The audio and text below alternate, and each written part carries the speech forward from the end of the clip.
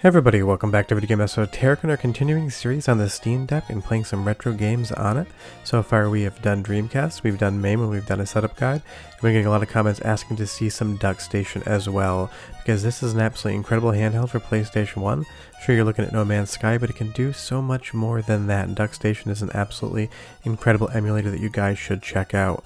Before we get too far involved though, do me a huge favor, go down below, hit like, subscribe, ring the notification bell. And if you feel so inclined and want to support the channel, we got a Patreon link down below as well. But DuckStation is an amazing emulator. It's probably the best emulator out there software-wise for PlayStation 1, and the deck looks incredible both in handheld mode and in docked when you're playing PlayStation 1 games. And the DuckStation emulator has so many enhancements to the core PlayStation 1 hardware. You can do so many different things. But the one thing you're going to need before you even get started are BIOS files. I can't link them here, but you're going to want three, and they're going to be SCPH 5500, that's going to be Japan, SCPH 5501, that's going to be a North American BIOS, and SCPH 5502, that's going to be your PAL BIOS. All three of those give you the ability to run every single region game on DuckStation. All we need to do is transfer those to any sort of USB drive that's formatted in exFAT. That way we can drag them over to our Emu Deck installation on Mister. All you're going to need for that is any sort of USB stick, USB 2.0, 3.0, micro SD to USB adapter, and a dock. I'll leave a link in the description below to this dock here. I don't make any money if you click on the link. But you do need some way to get them over with USB for this tutorial to work, but it is quite easy, and I've got a setup guide for that down linked below as well. But now that we're over on to the Steam desktop mode, that's where we do all of this here, you're going to see that there's a BIOS file in Emulation, BIOS into wherever you installed EmuDeck. We're just going to paste those BIOS files right to that directory. It does not get nested in a subfolder, you just put them in BIOS. And when we get all three of those BIOS files over there, that's going to allow us to run Japanese and North American NTSC games, as well as European formatted PAL games. You'll see here in the BIOS folder we have 5501, 5502, and 5500. That allows us to run anything we want. Those three files are going to be essential to run DuckStation on your Steam Deck. Now if we go over to the ROMs folder, you're going to see that there's so many different folders in here. Well, we're going to scroll down until we get to the P's, and we're going to find the folder where we want to put the different files in here. It's going to be PSX. It's not going to be PS1. Some people kind of get those muddled together, so PSX is what we're using for DuckStation right here. And I do all of these files off BinQ. It's just the format that I prefer. If you want to use a different format, go ahead and Google DuckStation and just ask it about image format. You'll find out what works. You'll see here that I just put the files into the root PSX directory. I don't put them in nested in folders. I find this to be easier. So you just take whatever game you want to copy over, you highlight it, you copy it, and then you can go ahead and paste it right into that PSX folder. That is all that's required for Steam ROM Manager to find these games and add them to your collections on the more handheld variant of the Steam OS system. But once we have all of the games that we want to add to our Steam Deck copied over to the PSX folder, we'll go ahead and run EmuDeck like previous tutorials, and we're going to go to Tools and stuff and pick Steam ROM Manager. Just make sure you read this message because it does change the button input if you're using just the Steam Deck controls for the left and right hand click. Come up here to Preview, and we'll hit that Generate App List button. That's going to take a look at everything that we've added to those directories. If we scroll down to the bottom, everything new is going to appear with that custom artwork. And you'll see we've added a bunch of PlayStation 1 games for DuckStation to use, and that's all we needed to do here. If you're satisfied with the result, you'll see a Save App List button down below in the middle. Go ahead and just click that, and that's going to auto-generate everything into our collections on the Steam, sort of handheld mode. I don't know what they call it. Leave me a comment down below. Then we just go return to gaming mode and we're good. And now that we're onto the main looking Steam OS, you're going to see here if you go into collections, we're going to have one for PlayStation, and that custom art and all the games we just added are going to be right here. And it's the same to launch a game with DuckStation as it is to launch any other game in your Steam library. You can just launch DuckStation independently, but this is the methodology I prefer. And when everything's working, all your BIOS files are in there, and you click a game, it's just going to start running. If you see any warnings about missing BIOS files, that means you did not get step 1 right copying over those BIOS, but if you followed along, you will be 100% ready to go. And now let's capture some apes because they have escaped. And this is a great game to test to make sure all the analog controls are working as well, because Ape Escape only works with the dual analog controller for the PlayStation 1. And if for some reason you're not getting that to work, go ahead and hold down the Steam button and press left on the D-pad. That is going to bring up the main DuckStation menu. That's going to be your hotkey and you're going to be using it all the time. And you'll see here that there is a toggle analog button right off the main menu. If for any reason you're not getting analog controls on the analog stick, you can go ahead and toggle that until you make sure you are.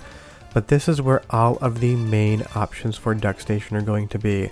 I'm not going to go over every single one of them. I'm going to talk about the important ones to articulate the look and feel of the games, because that's where everything is awesome. But leave region on auto detect. There's no reason to force it unless for some reason a rare game does not like an auto detect BIOS. I've never seen it happen, but I know there's a few out there. Otherwise, I leave everything as is in these first couple menus because it is set exactly how you want it to be, and even all those auto detects for the different regions, that should be perfectly fine. No reason to touch that.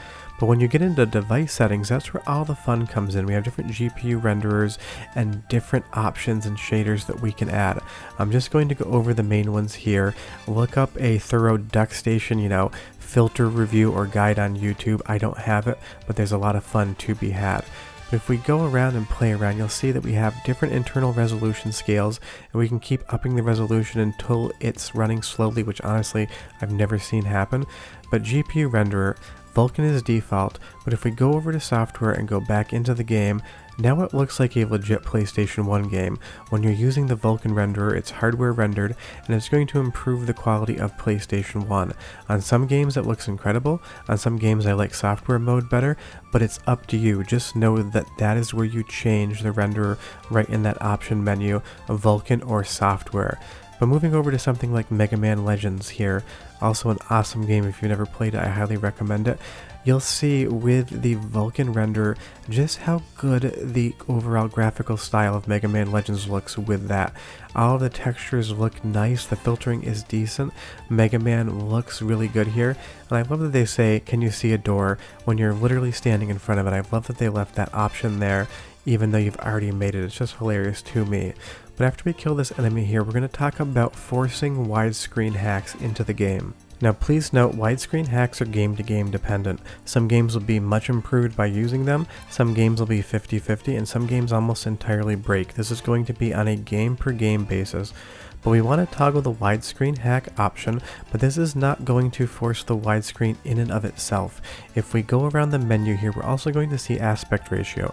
It's set to 4:3 and we need to extend it out to 16:9. Now you will see that we are rendering in true 16:9 and Mega Man is not stretched. 2D elements can and will stretch though, but I don't find it that jarring whatsoever.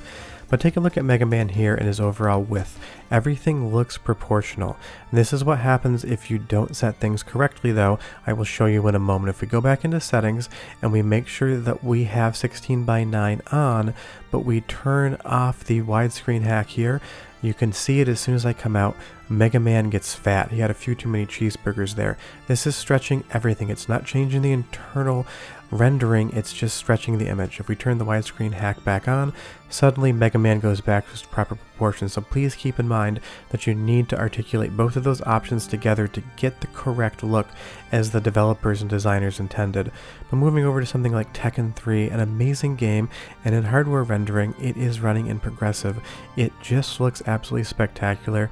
It is a super fun game, and it looks so good with the enhancements that DuckStation has. And by default, DuckStation will go to hardware Vulkan rendering. If you want anything other than that, you have to change it yourself. Now some games with widescreen, you'll see in the edges of the screen here, there will be some rendering issues. Sometimes you might see polygon culling where it removes items from the edges, and sometimes you might see some 2D elements do some weird things. It's not too detectable, but it is there. Now one that everyone seems to love, and honestly I do not use it, but I want to talk to you about it, is perspective correct textures. Polygons basically.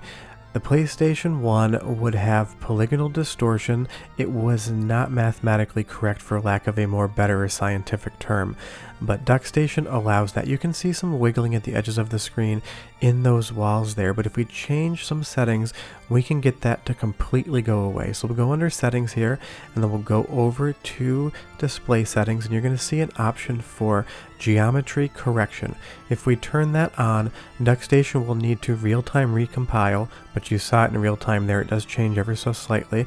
And if we go back out of the menu, confirming we're in Vulkan, suddenly none of that distortion occurs whatsoever. I think this is slightly too clean of a look for PlayStation 1, but people love it, and I've got no judgments if you want to use it. So do keep in mind that that perspective correction is available in DuckStation and works absolutely incredibly well on the Steam Deck. Even better in handheld mode. It really there I think actually looks great on the screen. On my television I do still prefer the polygons to warp, and that's just me as I grew up with it, and that is what I love and enjoy. But there's one more setting that you should really be aware of when you first start getting into DuckStation on Steam Deck or anywhere else, and I will bring it up right here. But you see the dithering pattern in Silent Hill. Hardware rendering is on, but it still has that dithering pattern. If we go over to device settings, we're going to see another option down here. It's going to be true color rendering. This is going to disable the dithering and use the full 8-bit color per channel, so for 24-bit color. Once we toggle that on, it will real-time recompile, and now suddenly that dithering is gone and the color banding is gone, and Silent Hill looks like something you've never seen before. But honestly, this is a grungy, dirty game with some mature themes in it, and I actually prefer to go into the GPU renderer and go straight to software, because I need Silent Hill, if I remember it the way I was as a kid, to look like this. We make sure everything is turned off, and now it's dithered, the resolution is poor, there's all of that polygonal warping going on.